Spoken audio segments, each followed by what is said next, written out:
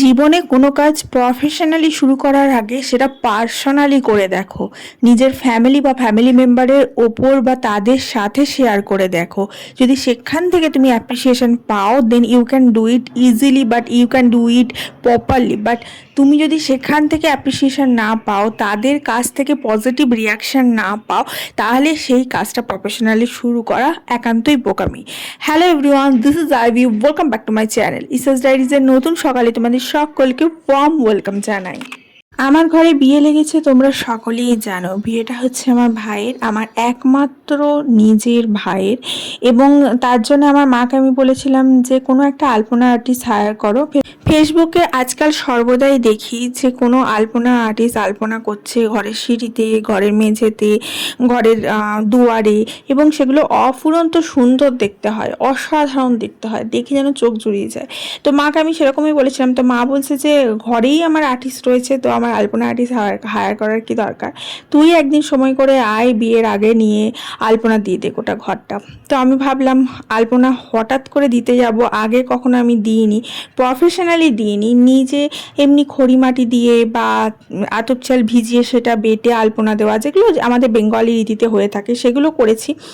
But একদম professionally কোনো colour দিয়ে ডাইরেক্ট আলপনা করা, যেটা মোছা যাবে না, যেটা ডাইরেক্ট করতে হবে এবং যেটা দেখেও অসাধারণ লাগবে, কারণ 5টা লোক দেখবে, তার জন্যে আমি ভাবলাম যে সেটা নিজের ঘর থেকেই স্টার্ট করা দরকার। নিজের ঘরে আগে করে দেখি, যদি মনে হয় হ্যাঁ ঠিক করেছি বা করতে পারছি, তখন গিয়ে মাদের ঘরে দেবো। কারণ বিয়ের ঘর, যেহেতু ভাইয়ের বিয়ে, সেহেতু হাজারটা লোক আসবে, অনেক আত্মীয় স্বজন আসবে, ভাইয়ের শ্বশুরবাড়ির লোকজন আসবে, নতুন কুটুম আসবে, নতুন বউ ঢুকবে। তারপরে গিয়ে সেই আলপনাটা যদি ভালো না হয়, তাহলে কীরকম খারাপ লাগবে দেখতে। তার জন্য আমি ভাবলাম আজকে নিজের ঘরে দিয়ে দেখি, যদি ভালো হয় তখন দেব। যাই হোক, আমার মায়ের খুব বিশ্বাস যে আমি খুব ভালো আলপনা দেব। এবং এমনিতেও আমি যখন আলপনা দিই, আমার শ্বশুরবাড়ির গ্রামে দুর্গাপুজোয় যাই, আলপনা দিই, তখন সবাই কিন্তু নাম করে। আমার কাকি শাশুড়ি, তারপরে গ্রামের যারা আসে দুর্গা মন্দিরে, তারা আমার আলপনা দেখে সবাই নাম করে। যাই হোক, তো চলো আজকে আমি সেই কাজটাই করব ঠিক করেছি। কিন্তু তার আগে এসেন্সিয়াল যেগুলো ক্লিনিংয়ের কাজ, সেগুলো আমি করে নিচ্ছি। প্রথম দিকে আমি যেটা করলাম সেটা হচ্ছে, আমার বরের জিন্সের প্যান্টটা কেচেছিলাম ওয়াশিং মেশিনে, তো সেটার মধ্যে না সাদা সাদা কেমন দাগ লেগে গেছে। তো সেটাই করলাম, তোমার একটা ভিজে কাপড় দিয়ে ভালো করে মুছে নিলাম, তাহলে দাগগুলো চলে যায়। অ্যাকচুয়ালি কি হয়, ওয়াশিং মেশিনে যখন তুমি কাপড় কাচো, তখন তুমি লিকুইড সার্ফ যতই দাও, এক ধরনের টিন্ট বেরোয় জামা থেকে, হালকা হালকা রুই ছাড়ে, সেগুলোকে টিন্ট বলছে। সেগুলো জামার মধ্যে লেগে যায়, কখনো ওই ওয়াশিং মেশিনের সার্ফের জলের দাগ লেগে যায়, এবং সেগুলো অতটা পারফেক্টলি কিন্তু ক্লিন করতে পারে না ওয়াশিং মেশিন। দ্যাটস ওয়াই সেগুলো নিজেকে আলাদা করে পরিষ্কার করে নিতে হয়। তো আমি ওইটাই পরিষ্কার করছিলাম। এখন আমি চলে এসেছি এখানে বাথরুমে। আজকে চান করার আগে আমি ভাবলাম একটু মেয়েটার যে ব্যাগগুলো রয়েছে ভিজিয়ে দিই, তারপরে সেটা পরিষ্কার করে নেবো চান করার সময়। আর মেয়েটার স্কুলে ছুটি পড়ে গেল, এখন দীর্ঘ 1 মাস গরমের ছুটি ওর চলবে। আর মাঝখানে পরীক্ষা ছিল, পরীক্ষা হলো, পরীক্ষা হয়ে পরে ছুটিটা পড়লো। অ্যান্ড ছুটি পড়ার পর আমি চেষ্টা করি সমস্ত কিছু কেচে তুলে রাখার। যেমন ওর জামা কাপড় দেখলে কেচে আয়রন করে তুলে রাখলাম, তারপরে ওর ব্যাগগুলো কেচে তুলে রাখলাম, জুতোগুলো কেচে তুলে রাখলাম। আবার স্কুল শুরু হবে, আবার দৈনন্দিন জীবনের মধ্যে ফিরে যাবে। তো এখানে ব্যাগটা ভিজিয়ে দিলাম, ব্যাগটা ভিজিয়ে দিয়ে আমি অন্য কাজে লাগবো। আর তা করতে করতে ওটা গরম জলে সার্ফ দিয়ে ভিজিয়েছি, তো ওটা অর্ধেক ময়লা এমনিই ছেড়ে যাবে। তারপরে যেটুকু থাকবে সেটুকু ব্রাশে ঘষে দিলেই একদম পরিষ্কার হয়ে যাবে। এখন আমি চলে এসেছি আয়রনের কাজ করতে। তোমরা কিন্তু ঝটাপট ভিডিওটাতে একটা লাইক করে দাও, ভিডিওটা একটু শেয়ার করে দাও, আর অবশ্যই চ্যানেলটা এক্ষুনি সাবস্ক্রাইব করে নাও। যাই হোক, আমি এসেন্সিয়াল যেগুলো সেগুলো সব আয়রন করে তুলে রাখছি, কারণ ওই যে বিয়েবাড়ির কাজ পড়বে, বিয়েবাড়িতে যাওয়া আসা করব, আর বিয়ে লেগে গেলে আর ঘরের কাজ কিছু করে উঠতে পারবো না। তার জন্য যত জামা কাপড় ছিল সেগুলো কাচলাম, সেগুলো ধুলাম, সেগুলো আয়রন করলাম, মেললাম এবং আয়রন করে তুলে রাখছি। কি করব বলো, সব তো আমাকে একা হাতে করতে হয়, তাই চেষ্টা করি যে যতটুকু কাজ তুলে নেওয়া যায় বা ঘরটা পরিষ্কার পরিচ্ছন্ন করে রাখা যায়।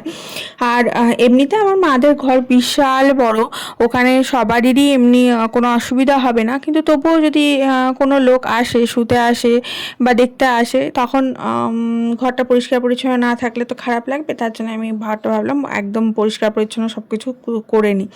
তারপরে একদিন ভাইকে আইবুড়ো ভাত খেতে ডাকবো, সেটারও আমাকে প্রিপারেশন করতে হবে।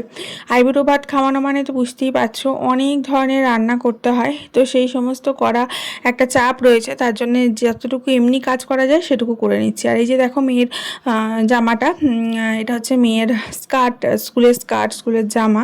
তো এগুলো আয়রন করে তুলে রাখছি, এগুলো আয়রন করে তুলে ঢুকিয়ে রাখবো, কারণ এখন তো 1 মাস ছুটি। দেখো স্কুল খুলতে না খুলতেই ঝটাপট পড়িয়ে ঝটাপট পরীক্ষা হয়ে গেল, আর দেন আবার ছুটি পড়ে গেল। 1 মাস ছুটি এখন, তারপরে আবার স্কুল খুলবে। ততদিন পর্যন্ত বাইরে ফেলে রাখলে তো ধরো ধুলো ময়লা এসব পড়বে, ভালো লাগবে না দেখতে। তার জন্য তুলে রাখছি, একদম আয়রন করে সুন্দর করে তুলে রেখে দেবো, আর যখন আবার স্কুল খুলবে তখন আবার বার করব। যাই হোক, এই আয়রনের কাজটা করতে করতে আমি ওদিকে রান্নাও বসিয়ে দিয়েছি, রান্নাটা হয়ে যাবে, এবং রান্না করে নিয়ে আয়রনের কাজটা হয়ে গেলে আমি কি করব, চানটা করে নেবো। চানটা করে নিয়ে এসে তারপরে আলপনাটা দেবো ঠিক করেছি। আর যেহেতু মেয়ের ছুটি রয়েছে, মেয়েও অনেকটা হেল্প করে দেবে। আমার মেয়ে না খুব ক্রিয়েটিভ জানো তো, আর্ট, তারপরে এই আর্টিস্টিক যে কোনো ধরনের কাজ করতে বা ক্রাফটের কাজ করতেও ভীষণ পছন্দ করে। ও নিজেই বিভিন্ন ধরনের ক্রাফট করে। আমার গোটা ঘরে না অনেক ধরনের ক্রাফট সাজানো আছে। আগে তো ওদের স্কুলে আর্ট অ্যান্ড ক্রাফটের দিকে না প্রচুর বেশি এসেন্সিয়াল গুরুত্বটা দেওয়া হয়, যে বাচ্চারা হাতের কাজ করুক এরকম গুরুত্বটা দেয়। তো আগে ওর আর্ট বা ক্রাফটের যে স্কুলের কাজগুলো দিত না, সেগুলো সব আমি করে দিতাম। এখন আমাকে আর করতে হয় না, এখন ও নিজেই সব করে নেয়, আমি শুধু ওকে একটু হেল্প করে দিই। আগে ও আমাকে হেল্প করতো আর আমি গোটা কাজটা করতাম। এখন ও নিজে ড্রয়িং করা, কাটিং করা, তারপরে পেস্ট করা সব কিছু ও করে, আমি ওকে একটু হেল্প করে দিই, গাইড করে দিই, এরকম আর কি। তো যাই হোক, মেয়ে এটা করতে পারে বলে আমার খুব সুবিধা হয়েছে। তো ওকে নিয়ে আজকে ঠিক করেছি আলপনাটা দেবো। দেখা যাক, আগে আয়রনটা শেষ করে নিই, দেন আলপনাটা স্টার্ট করব। তারই মাঝখানে একটু নিজের রূপচর্চা করতে হবে, কারণ সামনে বিয়ে আসছে। একটু যদি রূপচর্চা না করি স্কিনটা ডাল হয়ে যাবে, দেখতে বাজে লাগবে, গ্লোটা নষ্ট হয়ে যাবে। আর কি হয়, তোমার স্কিন যেমন তেমন, কালার টোন যেমন তেমন, গ্লোটা নষ্ট হয়ে গেলে কিন্তু তোমাকে দেখতে কোনো দিনই ভালো লাগবে না, কোনো মেকআপই তোমার উপরে বসবে না। তো এই দেখো আমি একটা পেস্ট বানিয়ে নিয়েছি, এর মধ্যে দই আছে, হলুদ আছে, বেসন আছে, আর আছে কফি। এই সমস্ত কিছু মিলিয়ে এটাকে আমি একটু ফ্রিজে রেখে দিয়েছিলাম ঠান্ডা করার জন্য, কারণ এত গরম করছে। আমার কাজ করি তো ঝটাঝট অনেকগুলো কাজ একসাথে করি, তার জন্য আমার না খুব গরম ধরে যায়। তার জন্য ঠান্ডা জিনিস বা ঠান্ডা জিনিস খেলে বা লাগালে আমার খুব আরাম হয়। তো তার জন্য এখানে ঠান্ডা করে নিয়েছি, নিয়ে সেই ঠান্ডা পেস্টটাকে আমি লাগাচ্ছি মুখের মধ্যে। এবার এটা শুকিয়ে গেলে, বেশ টান হয়ে গেলে হালকা করে জল দিয়ে আমি ধুয়ে দেবো। আর পেস্টটা এত সুন্দর মিক্স করা হয়েছিল না, একদম সুন্দর মুখের মধ্যে লাগানো যাচ্ছে, কোনো অসুবিধাই হচ্ছে না লাগাতে। আর কফি টফি দেওয়ার কারণ হচ্ছে ট্যানটাকে তুলে দেবে আর কি। কফি খুব ভালো ট্যান রিমুভিংয়ের কাজ করে। দই বলো, কফি বলো, মানে যে কোনো ধরনের টক জাতীয় জিনিস বলো, লেবু বলো, টমেটো বলো, খুব ভালো ট্যান রিমুভিংয়ের কাজ করে। এরপরে চান করে আমি পুজো করলাম, পুজো করার পরে আলপনা দিতে বসলাম, তারপরে লাঞ্চ করব। এটা হয়ে গেলাম। তো এখানে দেখো প্রথমে আমি আলপনাটা দিতে আরম্ভ করেছি, তারপরে আমার মেয়ে চলে এসছে, ও দেবে। আমি প্রথমে বললাম আমি আগে বর্ডারটা করি, মাঝখানে ফিল আপগুলো তুমি করবে, তাহলে সুবিধা হবে। আর ও ফিল আপটা করে দিয়েছে বলে আমার তো ড্রয়িং মানে আলপনাটা করতে অনেক ইজি হয়েছে, বিশ্বাস করো, নাহলে কত যে সময় লাগতো তার ঠিক নেই। আর আমার মেয়ের হাতের কাজ বলছি না, ভীষণ ভালো, এত ভালো আলপনা দেয়, এত ভালো, স্ট্রোকগুলো খুব ভালো। আলপনা দেওয়ার কথা, আলপনা সেই ভালো দিতে পারবে যে ভালো স্ট্রোক জানবে, তুলি স্ট্রোক ভালো হলেই আলপনা ভালো দাঁড়াবে।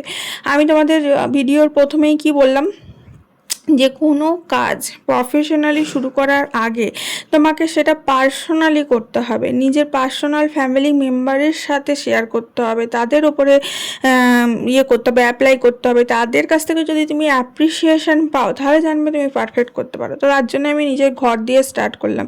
ঠাকুরের কাছে আলপনাটা দেবো, যদি মনে হয় ভালো পারছি, স্ট্রোকগুলো ভালো পাচ্ছি, দেখতে ভালো হচ্ছে, তখন আমি মায়ের ঘরে আলপনাটা দেবো। আদারওয়াইজ মাকে বলবো অন্য কোনো আলপনা আর্টিস্ট হায়ার করতাম।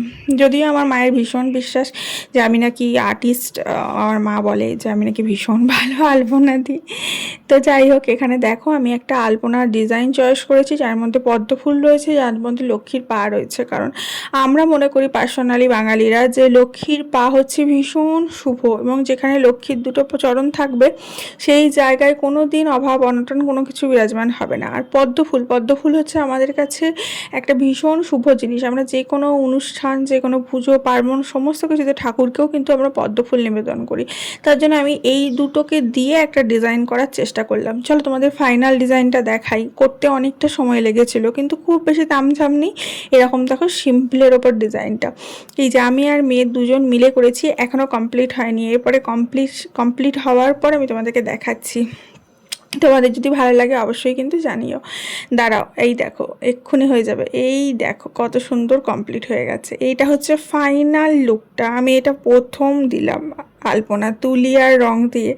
এর আগে খড়িমাটি দিয়ে দিয়েছি, তুলি রং দিয়ে কোনোদিন দিইনি, এটা ফার্স্ট দিলাম। যাই হোক, আজকে আসছি, ভালো থেকো সবাই, লাভ ইউ অল, বাই।